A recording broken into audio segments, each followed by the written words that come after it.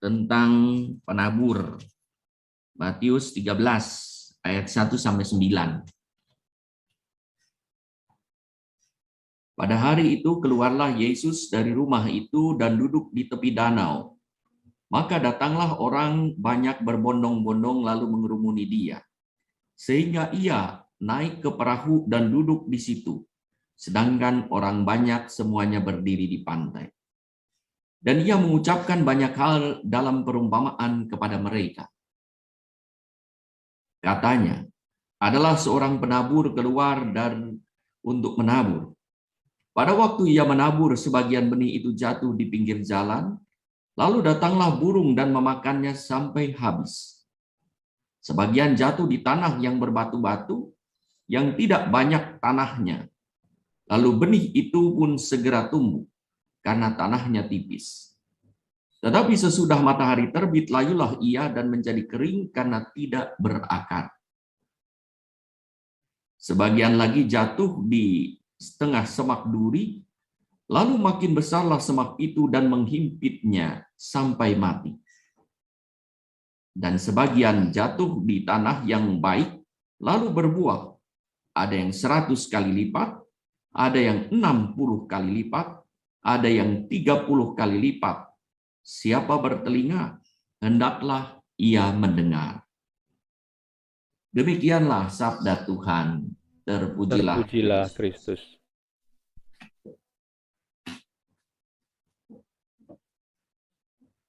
Saudara-saudari yang terkasih, saya mengambil tema tentang pribadi, ya, menjadi pribadi yang berbuah. Kalau kita melihat pohon berdaun, lalu bunga berbunga indah, ya, berdaun hijau, berbunga indah dan berbuah lebat. Memang tergantung jenisnya, jenis pohon apa, pohon daun, pohon buah, atau pohon bunga. Apa yang kita rasakan melihat saya jalan-jalan ke taman buah, ya, di Jakarta, di Cilengsi juga ada taman buah, gitu. Bagaimana rasanya melihat buah yang begitu lebat? Apel di Malang, stroberi di Lembang, atau buah-buah lain, ya, durian, lebat gitu, lebat yang luar biasa. Pasti senang ketika kita melihat. Apalagi kalau kita menikmati buahnya atau bunganya atau daunnya. Dulu kan ada daun, gelombang cinta. Sekarang ada janda bolong, gitu ya, daun. Nah, senang memiliki itu, bahkan dielapi, diusap-usap, gitu ya, lebih daripada orang kadang-kadang. Nah, bagaimana seandainya kita menjadi pribadi yang berbuah lebat? Pasti begitu orang melihat, itu senang. Begitu orang menikmati perkataan kita dan merasakan pelayanan kita, perbuatan kita, pasti bersuka cita. Nah, itu kira-kira orang pribadi yang berbuah. Kita lihat Yesus itu memulai komunitas gereja dari 12 rasul yang kemudian berkembang, dan kini di dunia ini ada 2,38 atau 2,4 miliar orang yang percaya pada Yesus. Artinya 31% dari 7,8 miliar orang yang ada di dunia percaya kepada Yesus sebagai Tuhan. Luar biasa. Dari 12 ke 2,4. Berarti satu orang itu berapa melipat gandakan murid-murid Yesus. Luar biasa. Ya. Bayangkan, 200 juta per orang, ya, menghasilkan dari 12 rasul menjadi 2,4 miliar, 200 juta. Buahnya itu 200 juta. Tentu ada macam-macam motivasi kenapa orang tertarik menjadi murid Kristus. Ini di dunia sendiri yang orang Katoliknya itu 1,34 miliar, ya, atau 17,7% di seluruh dunia. Mulai dari pengalaman rohani, menjadi Katolik ini? Karena terberkati, karena tersentuh sampai kepada kebutuhan rohani. Karena mungkin juga ada juga orang yang karena perlu bantuan, butuh teman, persahabatan, karena perkawinan, lalu menjadi percaya. Dan banyak orang Katolik. Di Indonesia itu sekitar 8,4 juta orang Katolik. Termasuk kita semua yang hadir di sini. Bagaimana kita menjadi Katolik? Buah dari siapa kita menjadi Katolik? Buah dari orang tua ketika kita mengalami baptisan bayi? Atau buah dari sekolah, guru-guru ketika kita sekolah? Atau buah dari teman hidup ketika saudara-saudari menikah? Atau buah dari sahabat ketika kita berkomunitas? Atau buah teladan iman dari orang lain? Setelah kita dibaptis, apa efek dari baptisan itu? Apakah ada damai sejahtera yang disampaikan Yesus seperti dalam Injil hari ini? Damai sejahtera bagi kamu. Bagus sekali. Damai sejahtera ku berikan kepadamu, dan apa yang kuberikan tidak seperti yang diberikan oleh dunia. Jangan gelisah. Itu doa yang didoakan setiap kali kita akan komuni oleh para imam. Tuhan Yesus bersabda kepada para, damai-Ku kuberikan kepadamu, damai-Ku kutinggalkan kebagimu. Bukan sekedar damai, tapi ada shalom, damai sejahtera. Maka sabda bahagia Yesus mengucapkan di dalam Matius 5:9 itu adalah berbahagialah orang yang membawa damai, shalom. Bukan damai tanpa pertengkaran, tanpa konflik, tanpa perseteruan, tetapi damai sejahtera shalom yang mungkin membawa salib, yang mungkin membawa perguncingan dan pertengkaran seperti Yesus alami. Yesus kan ditengkari gitu ya. Nah, berbahagialah orang yang mau damai karena mereka akan disebut anak-anak Allah. Maka semua anak-anak Allah itu seharusnya membawa damai sejahtera. Tanpa usaha apapun, kita sebetulnya dianugerahi Tuhan menjadi anak-anak Allah. Suatu urapan yang memberikan anugerah materai sebagai anak-anak adalah baptisan. Maka setiap orang baptis diurapi. Waktu bayi kita diurapi di ubun-ubun kan ya. Lalu waktu penguatan kita diurapi di krisma. Nah, minyak urapan itu, minyak krisma punya daya. Ya, dan kalau kita yakin dayanya luar biasa, mengubah secara total dari baptisan menjadi anak-anak Allah. Itulah yang disebut ya. Kamu sekarang mati terhadap dosa dan kamu bukan lagi manusia lama, sudah menjadi manusia baru. Sudah dirubah sama sekali. Ya. Casingnya sama, ya. Isinya berbeda. Ya. Kulit luarnya sama manusia seperti kita, tapi isi hatinya berbeda. Hati, budi berbeda. Maka kalau hati berbeda, budi berbeda, energinya pun berbeda. Dan sekarang disebut anak-anak Allah. Memang terjadi perbedaan dan perubahan hakikat yang luar biasa sebagai anak-anak Allah. Maka itulah orang yang dibaptis, kamu sekarang dibaptis, tinggalkan manusia lama. Kemarin kamu mabuk-mabuk, kemarin kamu judi, kamu berbuat kegelapan, sekarang hidup dalam terang. Itu hakikat baptisan. Sungguh menjadi anak Allah kalau diimani. Ya. Itu seperti seorang yang menjadi Katolik, ada anekdot lalu menjadi Katolik karena disebutkan kamu sekarang karena baptisan bukan lagi manusia lama, tapi manusia baru.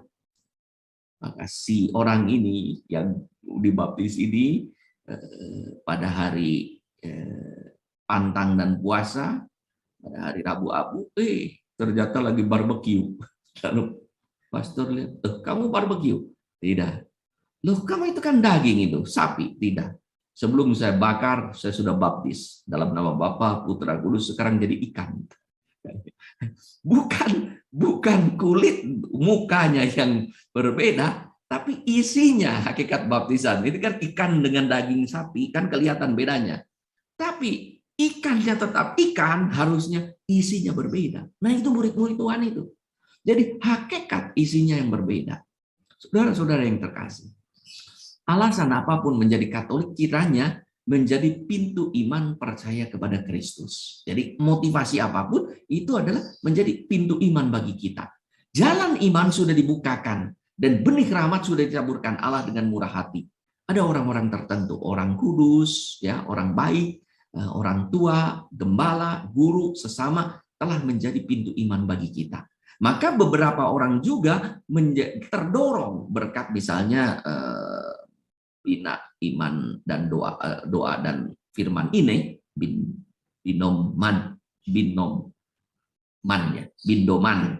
bindoman ini bisa menjadi pintu iman, mengajak orang-orang makin dekat dengan Tuhan, makin beriman. Maka kita juga dipanggil untuk menjadi pintu iman bagi sesama.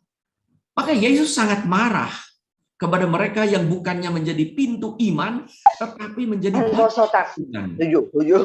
yang menghambat orang makin beriman. Maka di dalam Matius 18:6, Yesus berkata, tetapi barang siapa menyesatkan salah satu dari anak-anak kecil ini yang percaya kepadaku, lebih baik baginya jika sebuah batu kilangan diikatkan pada leher lalu ia ditenggelamkan ke dalam laut. Jadi berat sekali bagi orang yang menjadi sandungan iman. Karena perkataan dan perbuatannya orang meninggalkan iman. Itu disebut sandungan iman. Maka katanya leher kalungkan batu kilangan diikatkan pada tenggelamkan. Saking beratnya menjadi sandungan iman. Kita diajak menjadi pintu iman. Rahmat iman ditawarkan kepada setiap orang tanpa kecuali. Iman itu adalah rahmat untuk selamat, dan jawaban atas rahmat tersebut melahirkan komitmen. Maka kata Yesus di dalam Yohanes 6:44, tak ada seorang pun yang datang kepadaku jika ia tidak ditarik oleh Bapa yang mengutus aku, dan ia akan kubangkitkan pada akhir zaman. Maka kalau mau mengajak orang untuk menjadi Katolik atau kembali ke iman kita, doakan dia. Karena apakah Bapa tidak berkuasa? Maka Yesus juga pernah berkata, bukankah Allah dapat menjadikan batu-batu ini juga untuk berteriak? Ya, dapat menjadikan siapapun. Maka menjadi Katolik, menjadi Kristen, itu adalah panggilan Tuhan. Kalau Tuhan menghendaki, apapun yang terjadi bisa. Maka kita yang hadir di sini adalah yang sudah dikehendaki oleh Tuhan untuk menjadi seorang yang percaya kepada Tuhan Yesus. Sayangnya tidak semua orang menanggapinya dengan serius. Karena ada beberapa ajaran yang sangat keras. Misalnya soal Ekaristi. Yesus bersabda di dalam Yohanes 6:53, aku berkata kepadamu sesungguhnya jikalau kamu tidak makan daging anak manusia dan minum darahnya, kamu tidak mempunyai hidup kekal. Hidup dalam dirimu. Bayangkan. Ini ajaran iman, ajaran inti Katolik. Ekaristi adalah sumber dan puncak iman Katolik. Dan inilah yang sangat krusial tentang tubuh dan darah yang membuat kritis para murid juga pada waktu itu. Banyak orang meninggalkan Yesus. Maka pada Yohanes 6:60 dikatakan, perkataan ini keras, siapakah yang sanggup untuk mendengarkannya? Keras kata-kata. Kata Yesus, sungguh aku, barang siapa tidak makan dan minum tubuh dan darahku, tidak memperoleh hidup kekal, hidup dari dirinya. Hingga Yesus pun menentang Simon Petrus, para rasul, apakah kamu mau pergi juga?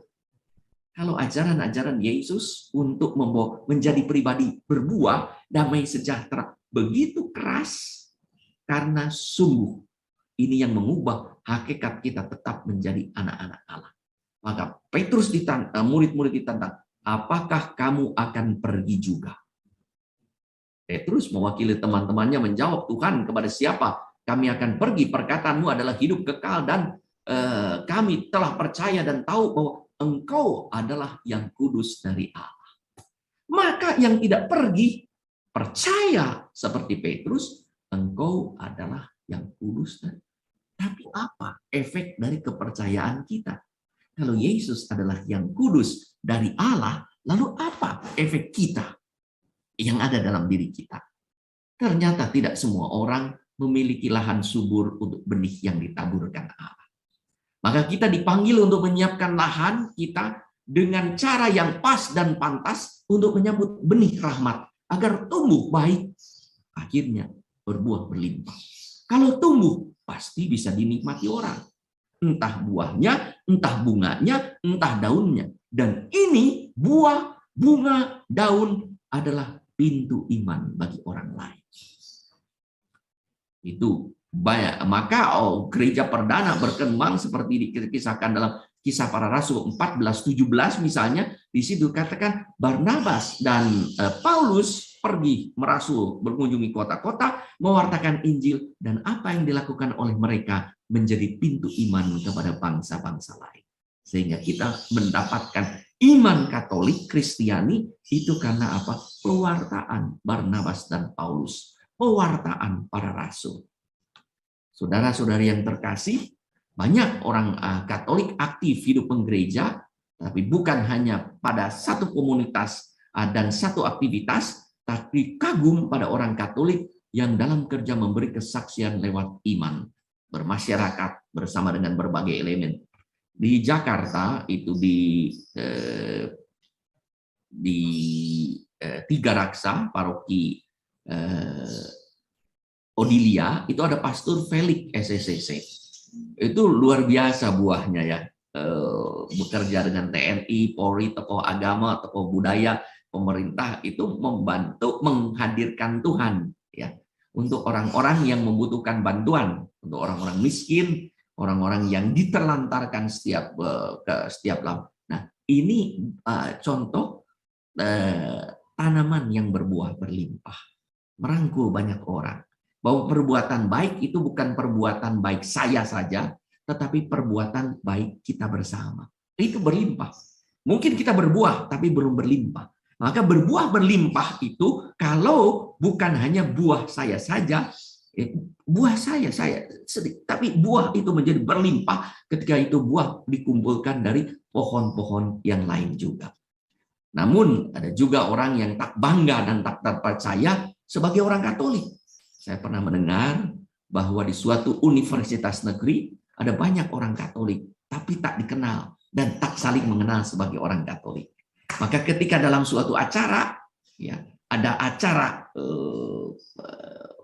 Katolik, ya perayaan Ekaristi, ternyata dia Katolik, ternyata dia Katolik, ternyata dia Katolik. Selama ini tidak ketahuan dia itu Katolik, ya. Entah kenapa, entah karena merasa kurang aman, entah merasa kurang nyaman sebagai orang Katolik. Jadi ada orang-orang ya yang sadar ataupun tidak sadar menyembunyikan identitas kekatolikannya. Bahkan mungkin menghilangkan identitas kekatolikannya. Bahkan mungkin kemarin saya di dalam homili rapat kerja Pesparani itu saya berbicara tentang identitas juga. Ya, kadang-kadang ada orang-orang Katolik yang tidak berani ya untuk mengungkapkan identitas. Saya Katolik, saya punya kegiatan Katolik ya Katolik ya, bukan dibuat abu-abu ya sehingga dikabur-kaburkan. Bahkan tak jarang orang Katolik yang berbuat baik, benar dan kudus dikecam oleh orang-orang Katolik lain. Katanya, aduh jangan, nanti ini tidak toleran kepada orang lain. Padahal tidak. Yang baik, benar dan kudus pasti toleran. Tapi tidak menghilangkan hakikat identitas kita. Toleran itu bukan menyembunyikan identitas Katolik kita, lalu berbaur seolah-olah menjadi abu-abu. Tidak. Bergaul dengan mantap karena identitas kita mantap. Itu toleransi bisa terjadi kalau identitas kita mantap. Maka tak jarang kita juga melihat ada hal-hal yang melunturkan iman kita sehingga tidak berbuah. Misalnya kekhawatiran, ya, ketakutan, kebimbangan dan ketidakmengertian. Ya, keempat hal ini juga bisa menghambat iman kita untuk berbuah. Kita hindari kalau kita mendengar, mengerti dan terbuka serta terlibat pada sabda Allah. Jadi banyak orang tidak mengerti isi kitab suci sehingga bagaimana bisa terlibat dan berbuah. Saudara-saudari yang terkasih, ada macam-macam tipe dan motivasi orang ke gereja. Kalau kita ke gereja, untuk apa kita ke gereja? Ada macam-macam tipe. Pernah ada orang yang berkata ada tipe hedonis. Jadi tak jadi ke gereja kalau ada sesuatu yang menarik. Jadi mau ke gereja nih, ya udah rencana ke gereja, diajak teman karena ada yang lebih menarik.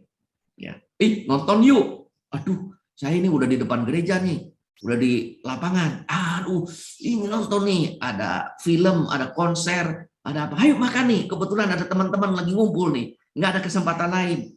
Sudah deket gereja padahal, sudah mau masuk gereja, nggak jadi nih, pulang lagi. Ya, ke tempat parkir, ambil motor, ambil mobil, atau cari kendaraan lain untuk pergi ke teman. Tipe hedonis. Ya, mana yang lebih menyenangkan? Mana yang lebih membuat kenikmatan? Ada juga tipe turis, ya, datang ke gereja lihat-lihat. Luar biasa, ya, bagus. Jadi komentar, oh ini enggak bagus, oh ini banyak komentar. Atau tipe sebagai rest area. Aduh, untuk tempat rekreasi atau tempat istirahat, ya. Aduh, capek, mau tidur, gitu ya. Maka cari posisi di mana yang bisa istirahat. Atau tipe oportunis, pergi ke gereja untuk tujuan tertentu, ya. Ingin ketemu teman, ya, mencari rekan bisnis, bahkan ada pastor yang pernah cerita kepada saya, itu menegur, ada kaget, dia senang, Pak, tumben Pak, kok ada Pak? Sudah lama dicari. Iya, saya kebetulan ke gereja pastor karena saya mau cari teman saya itu utang banyak, janji-janji, dan saya tahu dia pasti kalau di gereja ketemu. Kalau ke rumahnya nggak ketemu, di telepon nggak ada apa, di WA nggak balas, tapi kalau ke gereja ketemu. Jadi gereja untuk tagih hutang atau berbisnis. Ada tipe loyalis untuk bertemu dengan Tuhan dan bersekutu dengan umat sekomunitas, maka orang ke gereja. Apapun yang terjadi. Bahkan di masa pandemi pun mengusahakan untuk ke gereja. Karena apa? Ingat sabda Allah, ya, barang siapa tidak makan tubuhku, ya, ia tidak akan memperoleh hidup darinya. Ingin berjumpa dengan Tuhan, ingin menyantap tubuh Kristus. Itu tipe-tipe orang yang ke gereja. Lalu apa motivasi kita ke gereja? Apa motivasi kita ke bina doa dan firman ini? Apa motivasi kita sekian orang bergabung, 100 lebih orang bergabung ke bina doa dan firman ini? Saudara-saudara yang terkasih, Yesus memberi perumpamaan tentang penabur dan penjelasannya. Jadi bisa diikuti dari kelanjutannya, itu pada ayat 19 sampai dengan 20 itu ada penjelasannya. Mulai dari 17 ada penjelasannya. Yesus memberi perumpamaan tentang menabur. Pertama, orang yang lemah imannya mau mendengarkan sabda Allah tapi tidak bertekun dalam kegiatan rohani dan hidup menggereja. Iblis menggoda dan mengambilnya. Itulah yang saya sebutkan, orang sudah mau ke gereja nggak jadi tuh pergi ke gereja tuh karena belum ke gereja, belum mendengarkan firman juga, baru mau. Anugerah diberikan, tetapi mereka tak berlatih dan berusaha agar benih tak dimakan burung. Malah membiarkan dirinya dilihat dan menjadi santapan iblis, tanda petik, atau burung. Mungkin saya berkata doanya, Tuhan jangan masukkan aku ke dalam percobaan. Jangan masukkan kami ke dalam pencobaan, seperti dalam doa Bapa kami. Tetapi perbuatannya membiarkan diri dibujuk iblis. Itulah tanah benih yang jatuh di tanah berbatu-batu. Ya, jadi ditaburkan seperti background saya ini, Yesus menabur benih, tapi ada yang jatuh di tanah berbatu-batu, dilihat burung, dicaplok oleh burung, belum tumbuh sedikit pun, apalagi berbuah, belum ada, ya, baru mau, ya. Ada orang mau ikut doa, ya, firman, mendengarkan firman, ada acara menarik di televisi, ada acara enggak jadi, gitu ya. Lalu nonton acara di televisi atau lain sebagainya. Kedua adalah orang yang rupanya panas-panas tai ayam. Ya, jadi kalau tai ayam itu panas, konon hangat, gitu ya. Lalu tidak lama kemudian dingin. Nah, arti bersemangat pada awalnya, lalu segera dingin, melempem. Mereka menerima dengan sukacita, ya, bahkan mungkin mengalami pertobatan dengan cucuran air mata, misalnya mengikuti retret, baru dibaptis, ikut seminar, baru mendapat sakramen penguatan, ikut KRK, ikut camp, ada banyak camp sekarang, mendengarkan renungan, ikut ekaristi, tetapi tidak meneruskan pertobatan dan menjalankan janjinya karena takut. Entah takut apa, takut kehilangan teman, takut kehilangan popularitas, atau cemas tak naik jabatan, atau bahkan takut mendapat kesulitan, takut hidup tidak nyaman. Karena ia adalah murid Kristus. Maka menjadi Katolik dianggap merugikan. Semangat pada awalnya, tapi lalu kembali kepada kehidupan lama. Itulah yang sering kita sebut dengan mentalitas tomat. Pergi berdoa bertobat, selesai berdoa kumat lagi. Itulah kehidupan seorang mafioso Katolik. Dunia bisnis dan dunia agama sungguh berbeda. Ke gereja, tapi perbuatan-perbuatan jahat tetap dilakukan. Bahkan di dalam gereja merencanakan perbuatan jahat. Ketika berbuat jahat, memikirkan persembahan kepada Tuhan. Itulah kehidupan mafioso. Ya. Nah, maka bagi orang macam ini tiada bedanya hidup sebelum dan setelah dibaptis, hidup sebelum dan setelah misa, hidup sebelum dan setelah sakramen rekonsiliasi. Tumbuh tetapi tanpa kedalaman hingga layu dan mati. Itulah benih yang jatuh di tanah yang tipis.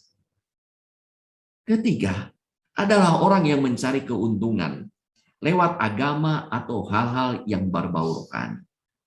Iman, hidup religius, itu seringkali disebut mode of buying, cara untuk mendapatkan sesuatu, mode of trading, cara untuk memperoleh sesuatu, bukan mode of living, cara hidup, cara berbakti kepada Allah.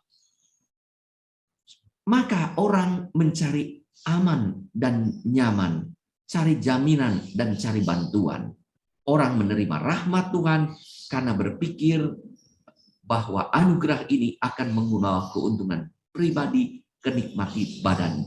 Maka saat ada kekhawatiran, kata Yesus, ada godaan kekayaan, dengan mudah ia mengabaikan iman karena ada duri spiritual, yaitu kerakusan yang mencekiknya. Itu yang kata Yesus. Duri yang mencekiknya. Ya, hidup tanpa tapi tak berbuah.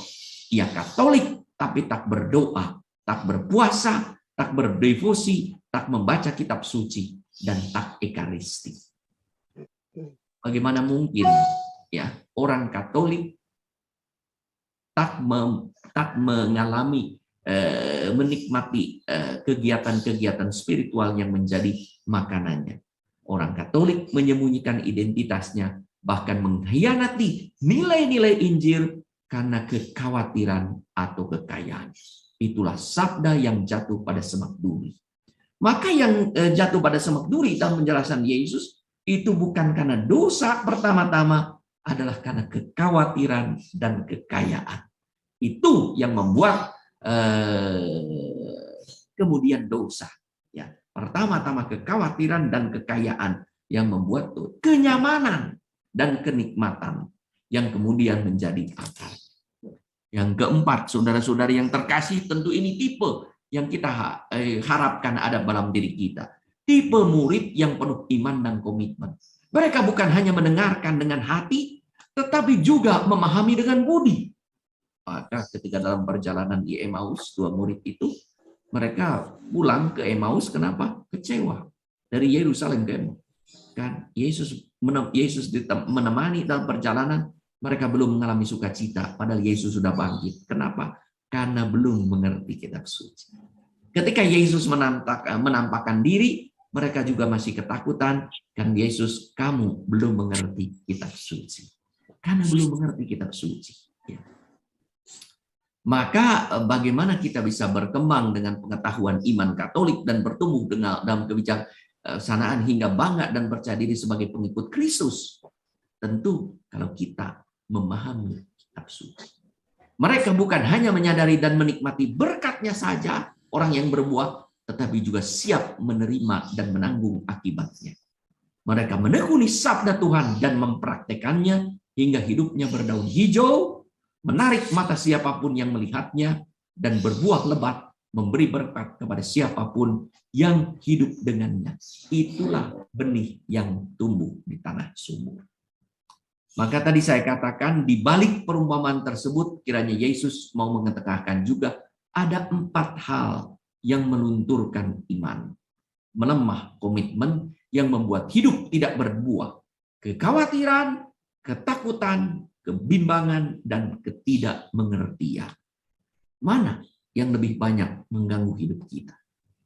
Hingga kita tidak menjadi pribadi yang pada waktu Tuhan membutuhkan, ya, seperti di dalam Matius 21:19, ya, disebutkan di situ dekat jalan Yesus melihat pohon ara lalu pergi ke situ.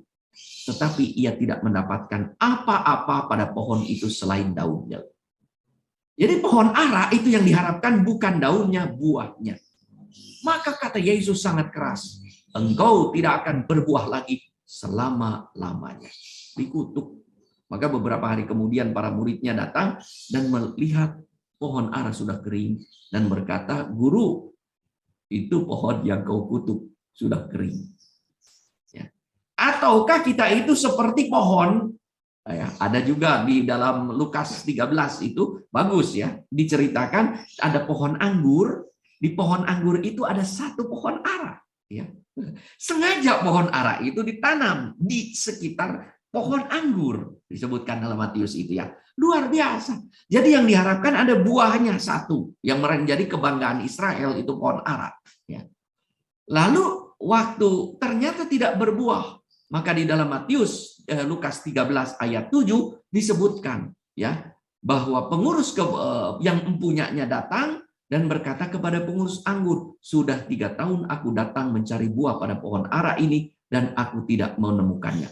Tebanglah pohon ini. Untuk apa lagi hidup di tanah ini dengan percuma? Luar biasa. Hakikat orang Katolik adalah berbuah seperti pohon ara. Maka kalau tidak berbuah di hadapan Tuhan bisa dibayangkan. Tebanglah, untuk apa ia hidup di tanah ini dengan percuma. Keras sekali.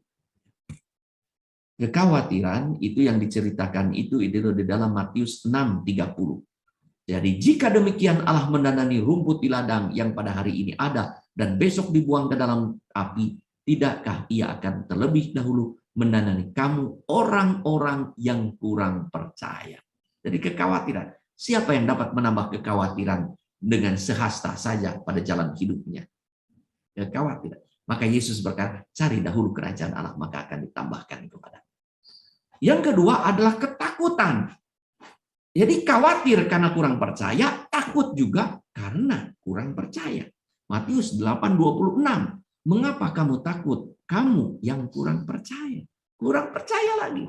Maka Yesus bangun menghardik danau itu, maka danau itu menjadi tenang ketika para murid diganggu angin sakal saat menyeberang danau. Karena kurang percaya. Yang ketiga, karena kurang percaya, karena kebimbangan. Maka di dalam Matius 14:31, Yesus berkata, hai orang yang kurang percaya, mengapa kamu bimbang? Nah, itu Yesus lagi berkata, mengapa kamu bimbang? Ya. Lalu yang keempat, itu dalam Matius 16:8, ketidakmengertian. Dan ketika Yesus mengetahui apa yang mereka perbincangkan, yaitu ketika mereka memperbincangkan kurang roti. Padahal Yesus berkata roti tidak berlagi itu berbicara tentang bukan soal roti. Maka ia menegur, mengapa kamu memperbincangkan soal tidak ada roti? Hai orang-orang kurang percaya. Jadi kurang percaya ini menjadi membuat orang takut, membuat orang bimbang, membuat orang tidak mengerti, dan membuat orang takut sendiri ya, dan khawatir. Itu kurang percaya. Dan ada 4 hal itu. kekurang percayaan ini yang muncul dalam rupa 4 hal tadi membuat kita tidak berbuah. Saya memang tidak membahasnya, pernah di suatu tempat lain saya membaca keempat hal ini secara lebih dalam. Sekarang saudara-saudari yang terkasih, mengakhiri renungan pada penutup ini, siapakah kita dalam perumpamaan tentang penabur? Apakah kita tanah di pinggir jalan yang penuh kebimbangan dan ketidakmengertian? Berbatu yang menimbulkan kekhawatiran, berpohon duri yang penuh ketakutan, atau tanah subur yang penuh iman dan kasih bagikan wanita bijak yang membawa pelita sekaligus minyak? Hidup iman adalah perjalanan menuju kekudusan yang butuh waktu untuk tumbuh dan perlu pemeliharaan untuk berbuah. Maka kan dipelihara, ditabur oleh Tuhan, tapi kita butuh tanah yang subur atau membuat tanah yang subur. Lihat saja, rupa-rupa Tuhan bisa membuat orang hari ini juga menjadi Katolik, menjadi Kristen. Mudah. Paulus yang begitu jahat sedang mengejar-ngejar orang-orang Kristen, hari itu juga langsung bertobat, sekejap dijumpai oleh Yesus tanpa proses apapun. Para rasul butuh 3 tahun. Agustinus didoakan oleh ibunya untuk bertobat menjadi Kristen, butuh 32 tahun. Waktunya lain-lain, ada yang cepat bahkan instan, ada yang lambat bahkan cepat, bahkan ada juga yang tampak berbuah, ya, ada juga yang tidak berbuah. Kalau kita punya hati bagai tanah di pinggir jalan, ya, marilah kita menabur tanah subur di atasnya agar tak terlihat burung. Marilah kita minta Tuhan untuk memberi tanah subur di atasnya.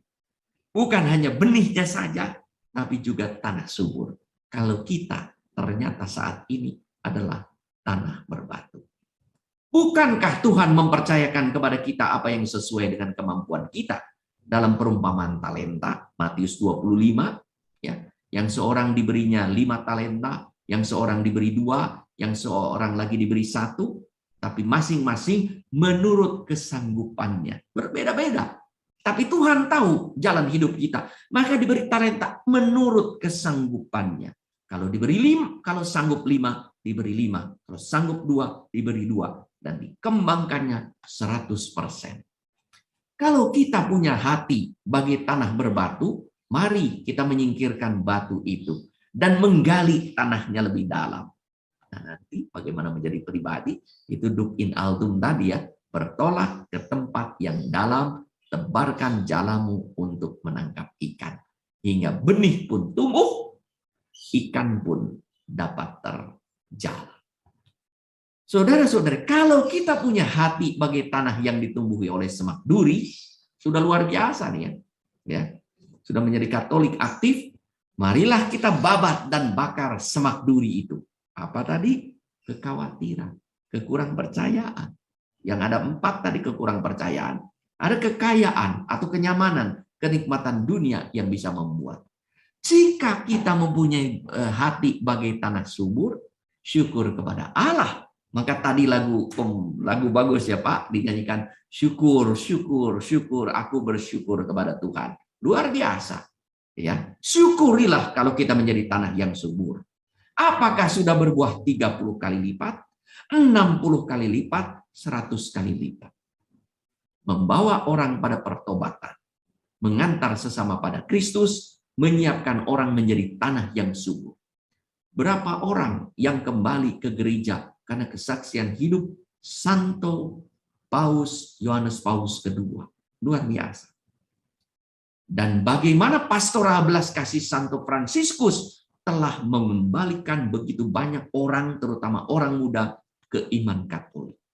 Ada pintu iman, ada buah yang luar biasa. Hidup mereka telah sedemikian berbuah.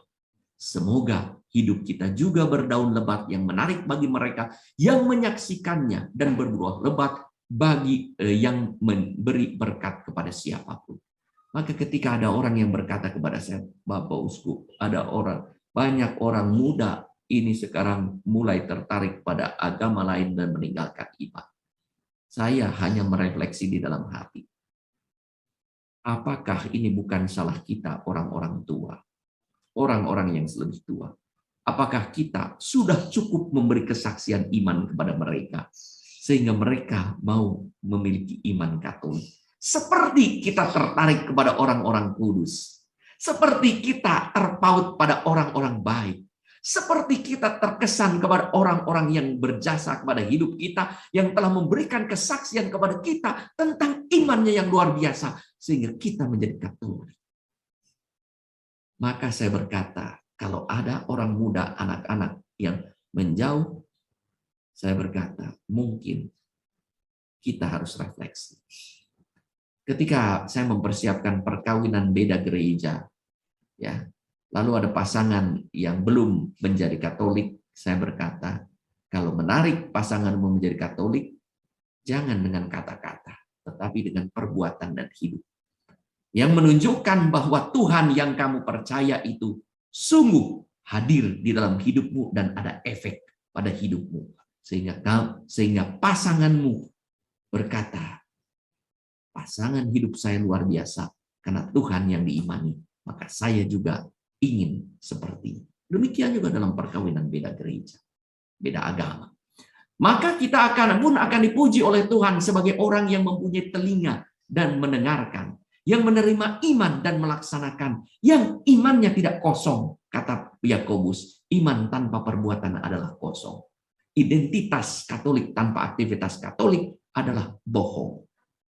Walau kita sudah berusaha, mari kita tetap minta Tuhan agar menurunkan air hujan.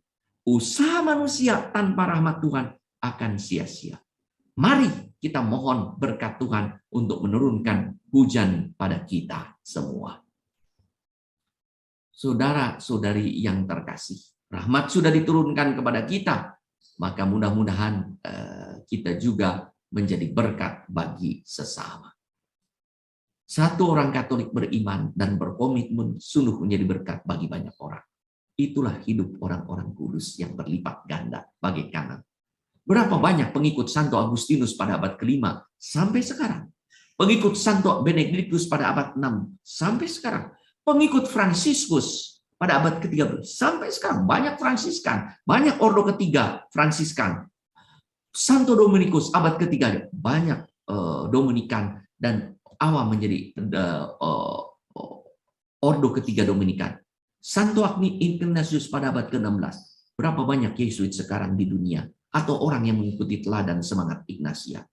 Bunda Teresa pada abad ke-20. Ada berapa banyak pengikut Bunda Teresa?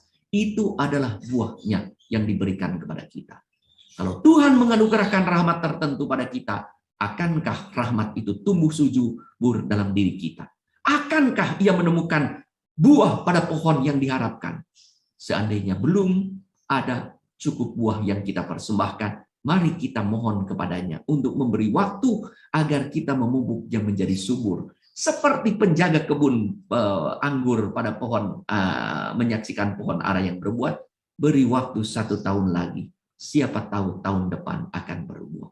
Siapa tahu tahun depan Allah menemukan buah yang dinantikan dalam hidup kita. Siapa tahu besok, siapa tahu setelah perjumpaan doa ini, Tuhan menemukan buah yang ada dalam. Itulah perumpamaan tentang pohon ara yang tidak. Biarkanlah dia tumbuh tahun ini lagi. Aku akan mencangkul tanah sekeliling dan memberi pupuk kepadanya. Mari kita cangkul, mari kita beri pupuk. Mungkin tahun depan ia berbuah. Jika tidak, maka janjinya juga tebanglah dia. Allah memberikan kesempatan yang luar biasa kepada kita semua. Maka ajakan Yesus sangat jelas sekali untuk berbuah. Pada Yohanes 15:4, tinggallah di dalam aku dan aku di dalam kamu. Sama seperti ranting tidak dapat berbuah dalam dirinya sendiri kalau ia tidak tinggal pada pokok anggur. Demikian juga kamu sangat jelas tidak akan berbuah jikalau kamu tidak tinggal dalam. Bagaimana menjadi pribadi yang berbuah lebat, berlimpah, kalau kita tidak tinggal dalam Tuhan? Dan yang kedua, kata Yesus seperti tadi sudah dikatakan oleh saya, bertolaklah ke tempat yang dalam dan tebarkanlah jalamu pada Lukas 5:4. Bandingkan apa yang Yesus katakan pada setelah kebangkitan dengan adegan yang kurang lebih sama. Tebarkanlah jala di sebelah kanan perahu, maka kamu akan memperoleh. Apa yang disaksikan? Mereka mendapat 153 ikan. Apa artinya? Ikan yang pada waktu itu ada dalam bayangan pengetahuan orang Yahudi, jenisnya ada 153. Setidaknya ada orang menafsirkan yang ada di danau itu ada 153 ikan. Atau yang ada di dunia. Perahu adalah gereja, maka semua orang di dunia ini diundang jenis apapun masuk ke dalam perahu itu. Bisa berbuah berlimpah kalau menuruti sabda Tuhan. Maka yang pertama, tinggal di dalam Tuhan, bertolak ke tempat yang dalam, dan tebarkanlah jalamu seperti yang Tuhan perintahkan. Artinya, lakukanlah, perbuatlah sesuatu seperti yang Tuhan minta kepada kita. Semoga kenyataan ini membuat kita menjadi sungguh pribadi yang berbuah. Membuat kita melihat kehadiran Tuhan. Hingga kita pun mampu seperti Yohanes murid yang terkasih, menunjukkan Tuhan pada sesama setelah melihat, menyaksikan betapa ada 153 ikan pada Yohanes 21 ayat 7. Maka murid yang dikasihi Tuhan itu, ia berkata kepada Petrus, itu Tuhan. Bayangkan. Itu Tuhan. Ketika Petrus mendengar bahwa itu adalah Tuhan, ia mengenakan pakaian, ia berpaksa, ia segera terjun ke dalam. Untuk apa? Segera mendekati Tuhan. Maka ciri pribadi kita berbuah, apakah saudara berbuah atau tidak? Saya tidak bisa menilai dan tidak boleh menilai, tapi saudara sendiri bisa tahu, sesama kita, terutama keluarga dan komunitas, bisa menilai apakah kita berbuah atau tidak. Kalau hidup kita menunjukkan kepada sesama, itu Tuhan. Seperti Yohanes, murid yang terkasih, menunjukkan kepada sesama, itu Tuhan. Mari dengan perkataan dan perbuatan menunjukkan, itu Tuhan. Tanpa berkata itu Tuhan, orang berkata, ini pasti kerjaan Tuhan. Ini pasti rahmat Tuhan. Ini pasti berkat Tuhan. Itulah pribadi berbuah. Itulah pribadi misioner, pribadi yang siap diutus, pribadi yang dengan sukarela dan sukacita berbagi berkat pada Tuhan, menjadi pintu iman dan komitmen bagi pintu iman kepada Tuhan dan komitmen pada gereja, bangsa, dan umat manusia. Sekian, terima kasih, Tuhan memberkati. Baik, terima kasih Monsinyur. Renungannya sangat indah dan dalam, lengkap juga. Semoga kita semua yang mendengarkan firman hari ini boleh menjadi tanah yang subur dan menghasilkan buah yang berlimpah untuk menyenangkan Tuhan ya Monsinyur ya. Baik Bapak Ibu, jika ada yang ingin ditanyakan, silahkan mengetiknya di kolom chat atau bisa langsung bertanya kepada Monsinyur. Ini ada satu pertanyaan Monsinyur, akan saya bacakan.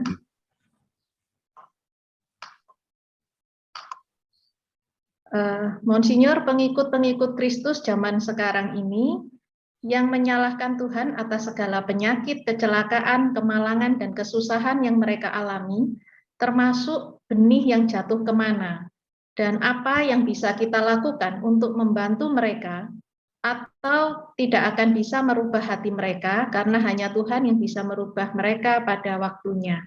Pertanyaan dari Bapak Hieronimus. Terima kasih. Ya, Bapak Hieronimus. Pertama, Tuhan itu menghendaki manusia selamat. Tidak ada malapetaka yang Tuhan kehendaki. Ya. Malapetaka terjadi karena dosa manusia. Karena kita dijahati atau karena iblis. Maka ingat kisah Ayub. Ayub itu dicobai oleh iblis karena Ayub tidak senang.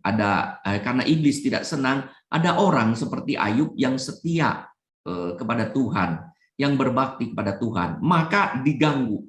Yang diganggu apa? Hartanya. Yang diganggu apa? Miliknya.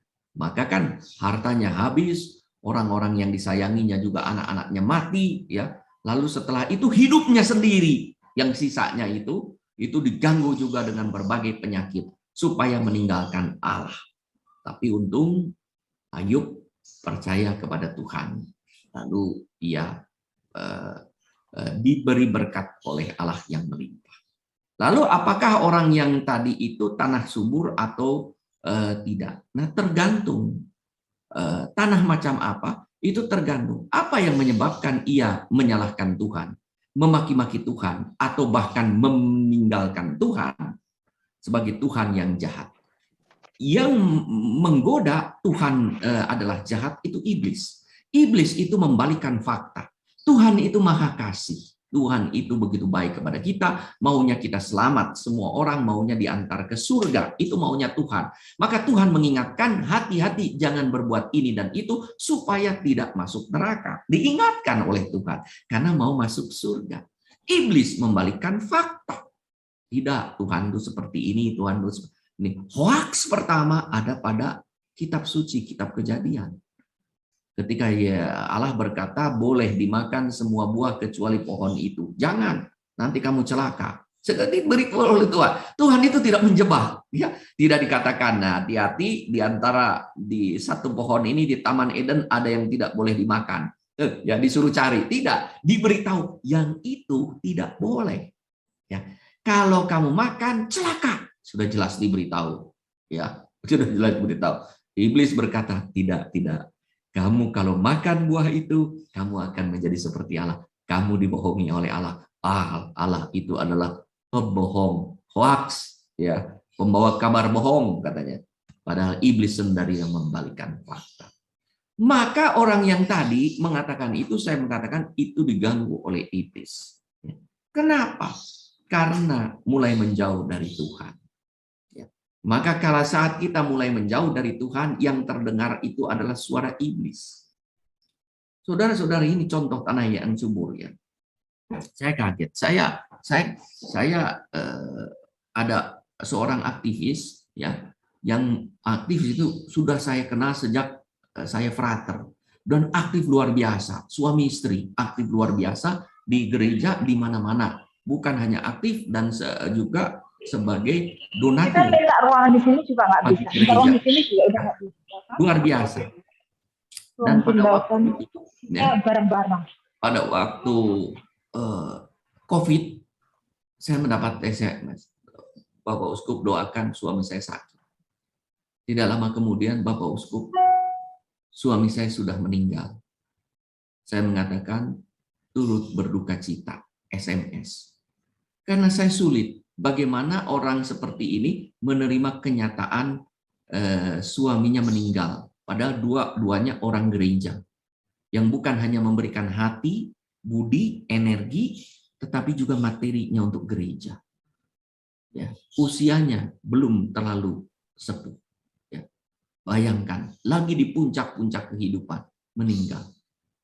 Maka saya waktu telepon itu, saya lihat, aduh, langsung saya angkat, tapi saya kan tak bisa mengucapkan apa-apa. Tak ada kata hiburan apa. Berat untuk orang yang menghadapan itu. Tapi saya mendengar istrinya berkata, Monsinyur, terima kasih atas doa-doanya, atas dukanya. Tuhan telah memberi yang terbaik untuk suami saya. Ia kini sudah bahagia, bebas dari pelong. Itulah salah satu contoh orang yang berbuah. Ya, kalau coba bayangkan dalam hidup sehari-hari yang saya kenal lebih dari 25 tahun, ya, coba bayangkan sudah aktif di gereja ketika sudah muda, anak-anaknya waktu itu masih sangat kecil, ya. Lalu kemudian sudah aktif di gereja, sudah juga memberikan energinya, materinya, sumbangannya juga luar biasa. Ketika mendapat itu, dia berkata imannya juga ternyata teguh, luar biasa. Dan ternyata apa yang diberikan sekarang itu adalah ungkapan dari imannya. Imannya tidak terpisah. Maka coba bayangkan, kalau orang mendapat kesulitan, langsung memaki-maki kepada Tuhan, berarti apa yang telah dia alami ini, sekarang ini bukan ekspresi imannya. Maka ketika mendapat kesulitan, langsung dia tergoda oleh bisikan iblis, memaki Tuhan, bahkan meninggalkan Tuhan. Bisa terjadi, luar biasa. Kita berdoa kepada Tuhan supaya ia kembali. Dan justru teladan kita menjadi pintu iman yang membawa dia kembali. Maka betul kita harus berdoa kepada Tuhan, tapi juga kita sebagai sahabat dan kerabatnya harus menunjukkan pintu iman itu supaya kembali dengan contoh perkataan dan perbuatan. Bayangkan kalau kita mengadili orang itu makin jauh dari iman.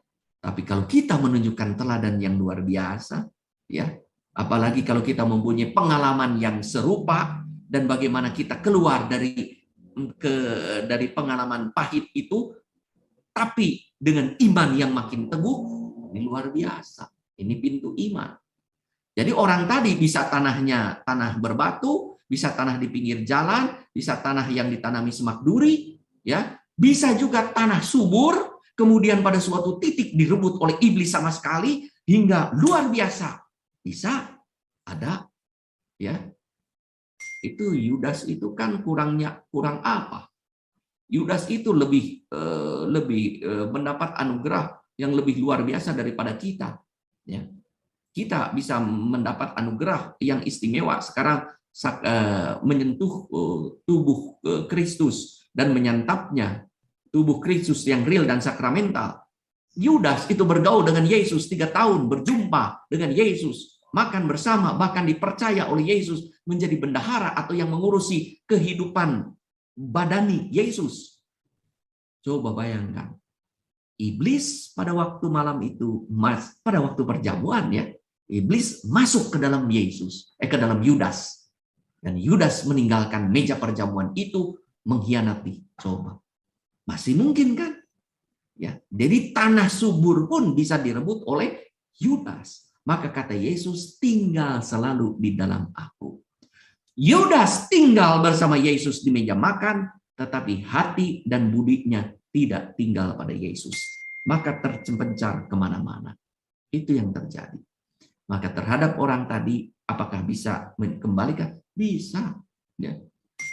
Beberapa saya sudah alami, ya, ada orang-orang Katolik yang menjadi aktif di gereja lain, meninggalkan iman Katolik, sekarang sudah pada kembali. Ada banyak saya ingat, ya, didoakan tapi menunjukkan teladan iman Katolik.